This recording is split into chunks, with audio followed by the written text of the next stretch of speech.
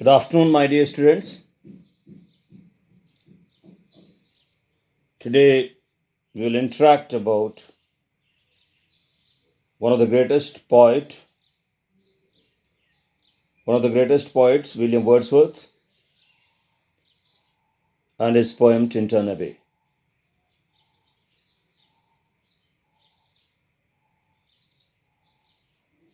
Son of an attorney, William Wordsworth was born in 1770 in Cumberland. William Watson writes about him, "It may be that his manly chant beside more gently numbers seems a rustic tune. It may be thought has broadened since he died upon the century's noon. Enough that there is none since risen who sings a song forgotten of the immediate soul. So instant from the vital fount of things, which is our source and goal, which is our source and goal." So, my dear students, today we are going to interact about one of the greatest poets of the world, William Wordsworth. He was a lover of nature. He was a true philanthropist. He is one of the greatest romantic, the pioneer of romanticism. He loved nature like a god.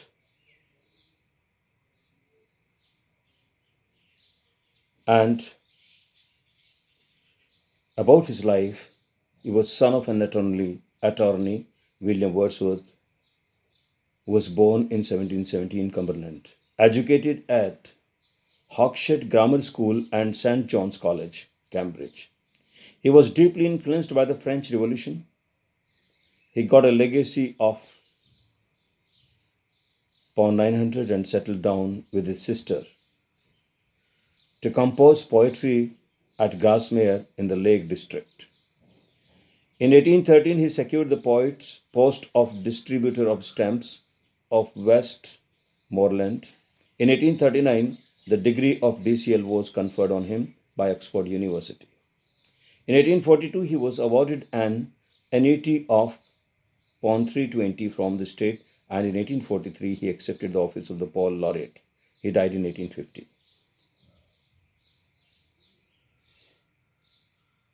So, the most important thing over here is born 1770 at Cockermouth. His boyhood was happy. He could roam among the fields of his beloved countryside in company with nature and the books he loved. The Prelude, sent to St. John's College, Cambridge, 1787, but subsequently attracted by the hopes born of French Revolution, lived for some while in France, returning in 1792, subsequently settled down with his sister Dorothy and Coleridge at Alfoxden, but for the last 50 years of his life lived first at Dow Cottage, Grasmere, and finally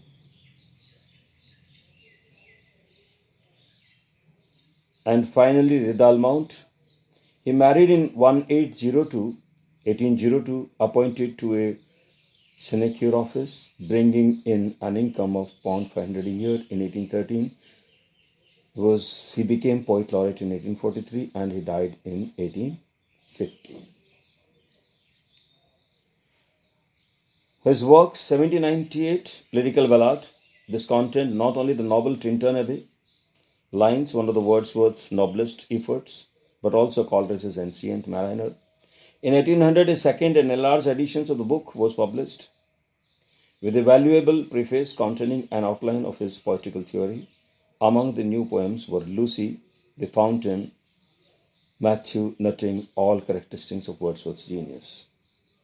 1807 poems in 2 volumes, containing ballads, short poems, sonnets, the odd on the intimations of immortality, one of the very greatest poems of the century, the Ode to Duty and Happy Were Your Lines.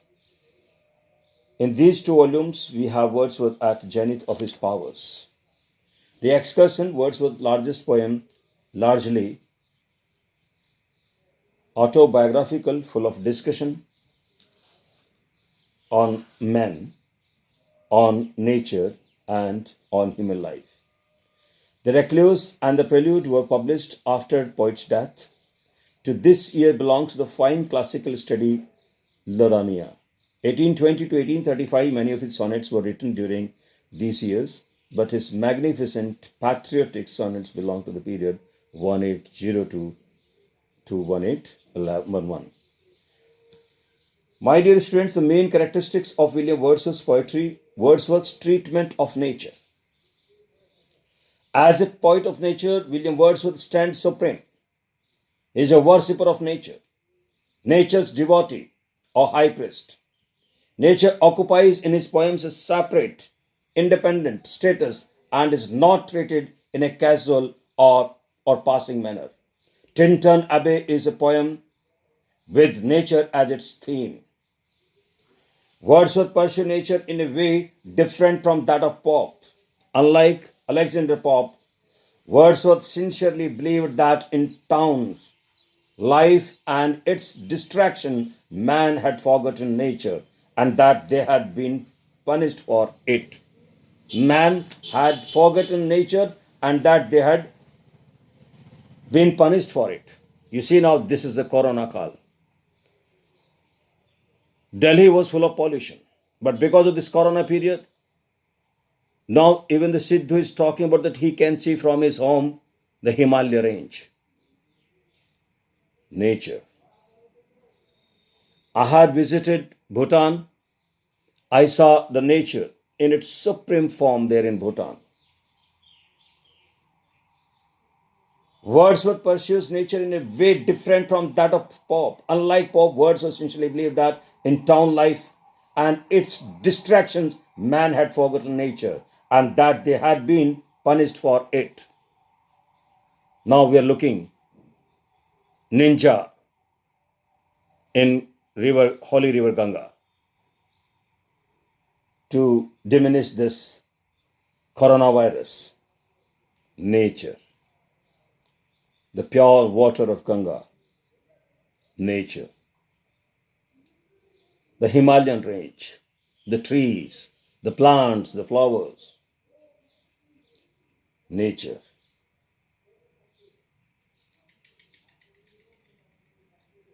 Constant social intercourse had dissipated their energy and talents and impaired the susceptibility of their hearts to simple and pure impressions.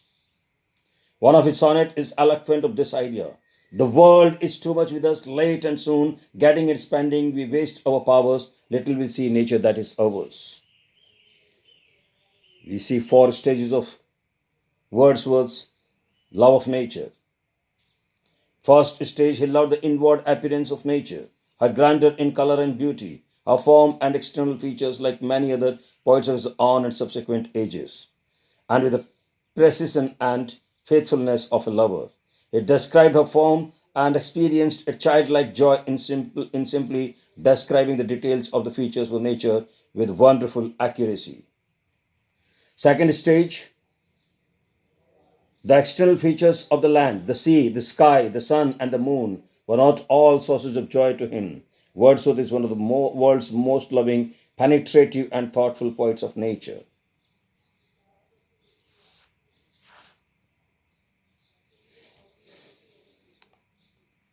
He found much of his greater joy in the presence of her calm and beauty, her external revelations of divine hand. Third stage, but what more? He not only conceived that nature was alive, it had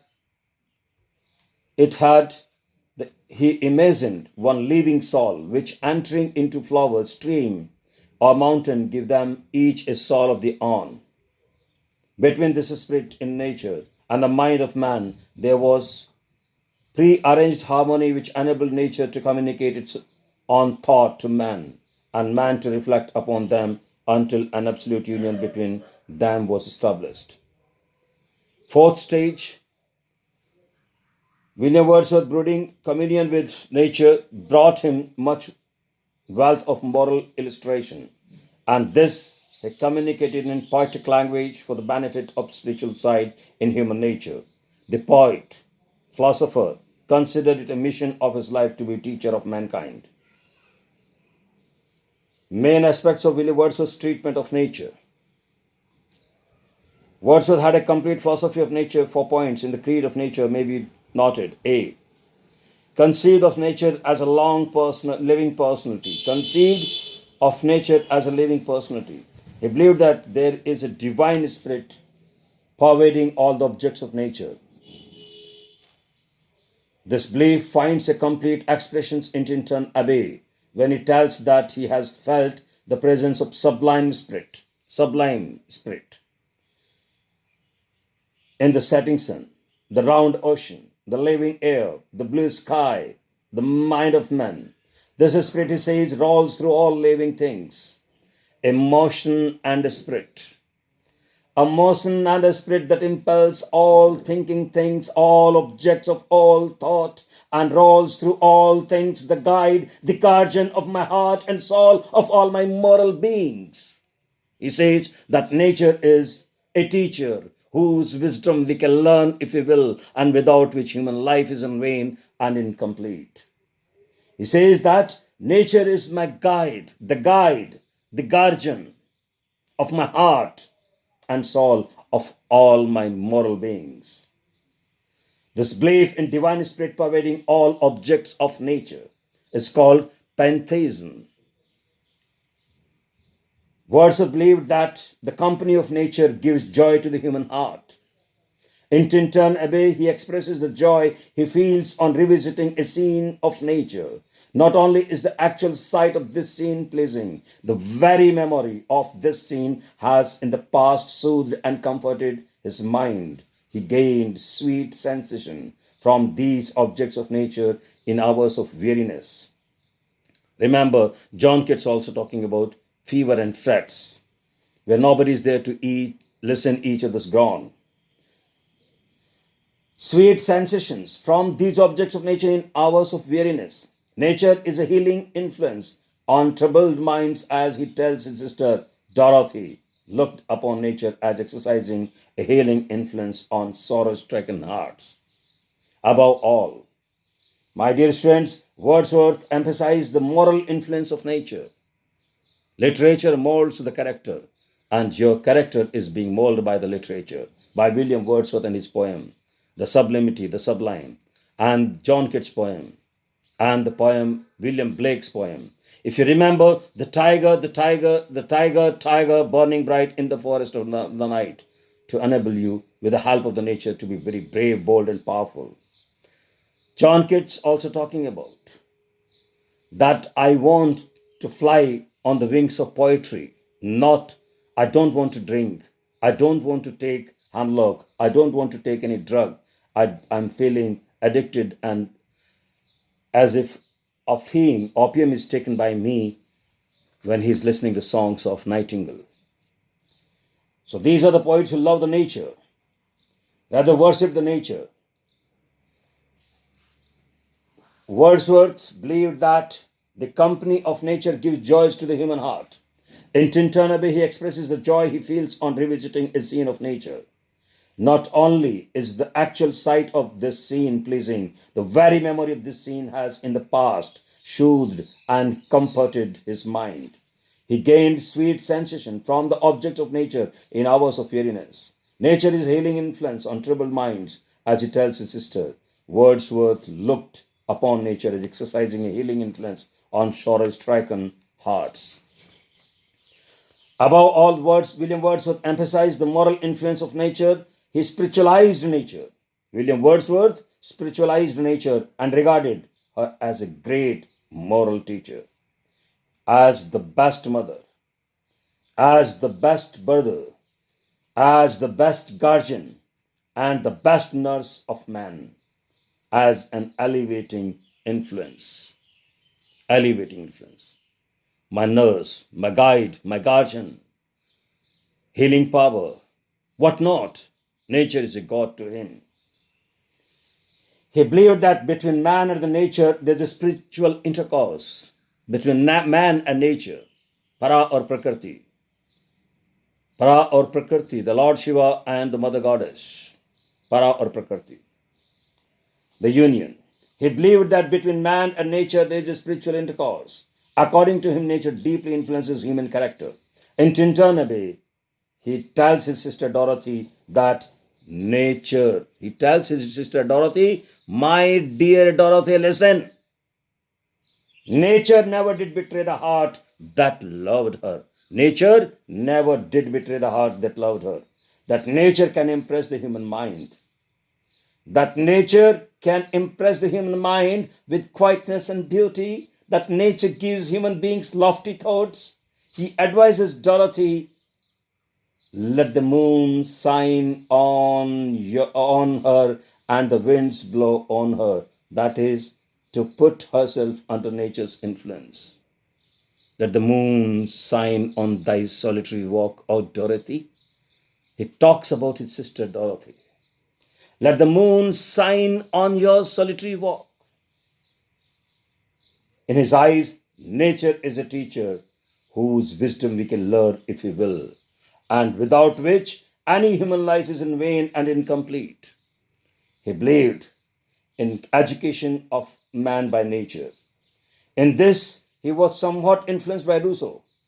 This interrelations of nature and man is very important in considering William Wordsworth's view of both in Tintanabe. In Tintanabe, in the poem which you are going to read, my dear students, in Tintanabe, he also distinguishes. In Tintanabe, he also distinguishes his love for nature as a boy from his love for her as a man. As a boy, his love for nature was a physical passion. Try to understand. These are the stages, the various stages. Try to